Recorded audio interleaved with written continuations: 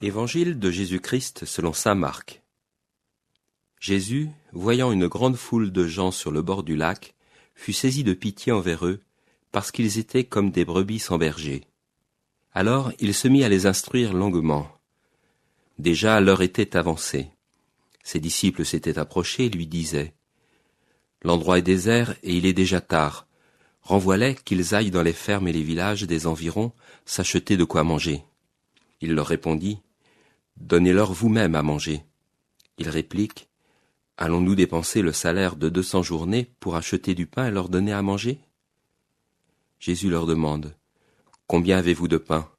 Allez voir. » S'étant informés, ils lui disent : « 5 et 2 poissons. » Il leur ordonna de les faire tous s'asseoir par groupe sur l'herbe verte. Ils s'assirent en rond par groupes de 100 et de 50. Jésus prit les 5 pains et les 2 poissons, et, levant les yeux au ciel, il prononça la bénédiction, rompit les pains, et il les donnait aux disciples pour qu'ils les distribuent. Il partagea aussi les 2 poissons entre tous. Tous mangèrent à leur faim, et l'on ramassa 12 paniers pleins de morceaux de pain et de poissons. Ceux qui avaient mangé les pains étaient au nombre de 5000 hommes. Brebis sans berger, foules affamées. Le portrait des foules d'hier ressemble beaucoup à celui des foules contemporaines. À qui nous fier aujourd'hui ? Les politiques, les financiers, les producteurs de divertissement, les scientifiques et même les religieux échouent à donner du sens. Plus personne ne peut prétendre guider librement une humanité fatiguée. Les algorithmes et les dictateurs ont des fonctionnements similaires qui rétrécissent nos horizons et nous proposent des ersatz de bonheur qui laissent toujours un goût de cendre. De là provient un double danger.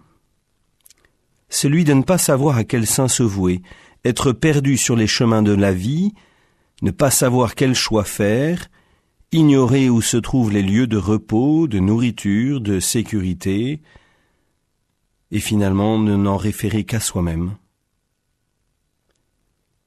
Et l'autre danger, celui de se sentir faiblir dans la totalité de notre être, parce que celui-ci n'est pas nourri ou alors que par du vent.